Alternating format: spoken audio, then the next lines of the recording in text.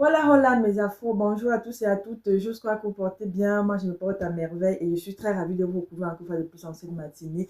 À tous les nouveaux arrivants, bienvenue sur votre page Afro Princesse, votre page qui fait dans tout, l'actualité sur les stars, mes vlogs, les story time, en fait tout ce qui peut être important sur cette page, on en parle.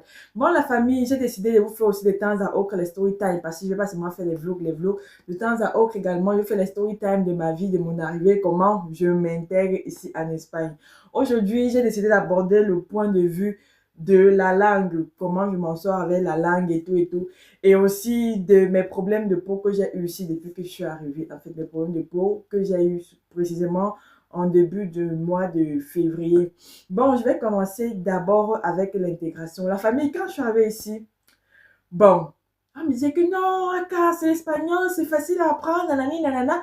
Et c'est vrai que chez nous au Cameroun, on a déjà beaucoup de bases par rapport à l'espagnol parce que on fait la quatrième A4 espagnol, croisière. Je pense qu'on est déjà en cinquième, sixième, je sais pas si le système a changé, mais on fait déjà aussi ça. Mais je dis, ah, ça va aller, c'est facile. Hola, buenos dias, ¿qué tal, nanani. Je savais que en moins de un mois et demi, je suis professionnelle de la langue, je peux homologuer mes diplômes, je vais travailler à mes diplômes, enfin, parce que la langue n'est pas aussi difficile que ça. Mais bon, je suis arrivée sur le terrain et c'était une autre réalité. Je dis bien une autre réalité. Je vais commencer par le début. Quand je suis arrivée la première fois ici, j'étais trop tout beau à Madrid, c'était pas compliqué. La petite phrase que les policiers m'ont dit là, j'ai compris, j'ai payé mes valises, je suis sortie. Mais quand j'ai commencé à m'intégrer dans la vie normale, c'est-à-dire que quand je sortais pour aller au supermarché, pour aller peut-être faire une course et tout, ça devient un peu de plus en plus difficile parce que l'espagnol basique que j'ai appris là, et quand eux ils parlent ça ici, ils parlent ça rapidement, c'est un peu compliqué. Et il faut noter que ici là, il y a les latinos, c'est-à-dire les habitants de l'Amérique du Nord. Vous savez que l'espagnol est parlé par 21 pays dans le monde. Et la majorité des habitants des Amériques du Nord, là, les latinos, là, ils parlent espagnol et ils ont leur manière de parler espagnol. La façon dont les Argentins parlent espagnol, c'est pas la même façon que les Vénézuéliens, c'est pas la même façon que les gens du Pérou, c'est pas la même façon que ce qui fait que même quand parfois les propres Espagnols parlent avec les Argentins ou bien les autres Vénézuéliens et autres là, les Colombiens, ils ont un peu du mal à se comprendre parce que il y a les mots qui ne se ressemblent pas.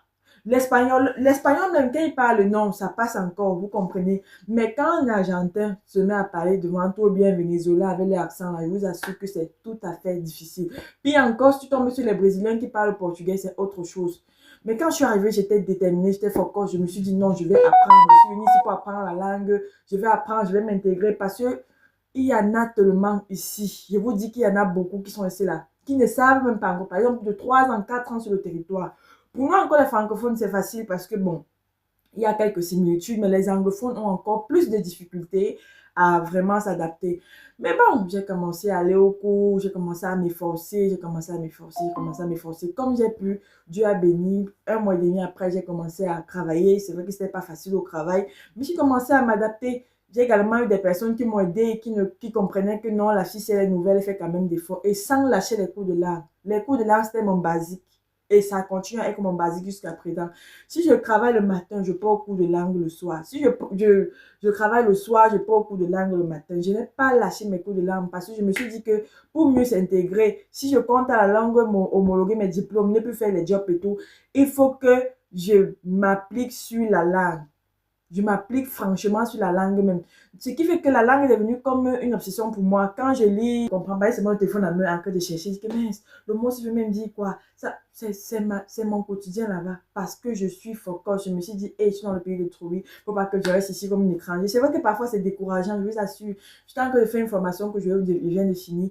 Je me dis que ouais, anti, intelligence. Parfois je rentre tellement on a parlé l'espagnol que j'ai mal à la tête. Parce que comme je suis une nouvelle, je suis débutant, il me faut réfléchir comment parler pour ne pas commettre les fautes, pour ne pas, et la langue, c'est pas facile, vous comprenez. Mais bon, je sais que ça va aller, et puis, on met tout entre guillemets, c'est un peu ça. Je suis toujours à fond, je suis dans l'apprentissage. Quand je vois parfois mes frères là-bas, c'est pas facile, je vous assure, je comprends que moi, quand même, je fais les efforts, je fais beaucoup d'efforts. Parce que je peux déjà travailler, je peux déjà aller dans tous les endroits seul. Moi, je déposer mes dossiers de travail, je pars seule, je fais tellement de choses seule, je ne compte pas sur quelqu'un pour dire non, accompagne-moi à faire ceci, je me bats.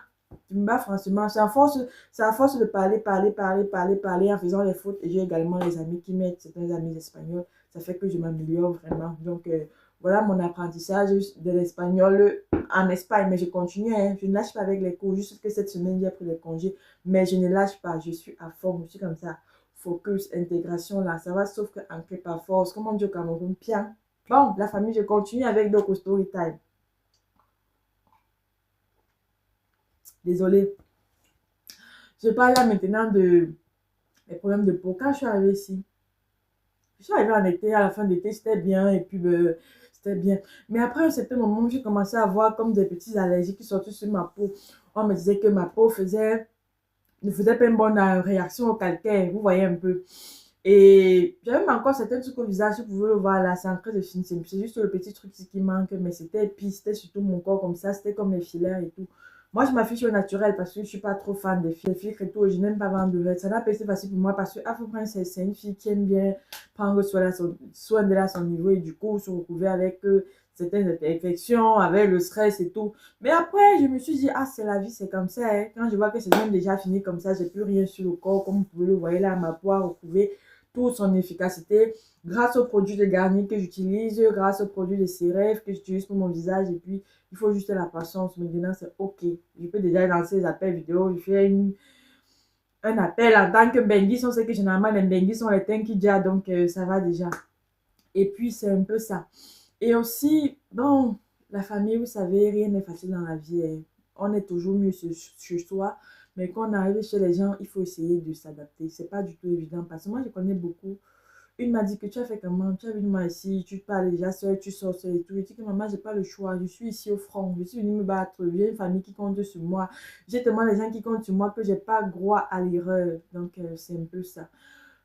Et bon, la famille, comment ça se passe pour ceux qui sont en Allemagne? En Angleterre, si c'était encore en Angleterre, ça allait passer parce que je me bats très très bien en anglais ou bien dans les pays qui parlent anglais. Pour ceux qui sont en Allemagne, pour ceux qui sont en Russie, pardon, racontez-moi aussi vos story time par rapport à l'intégration. Je vous assure que je suis tellement curieuse.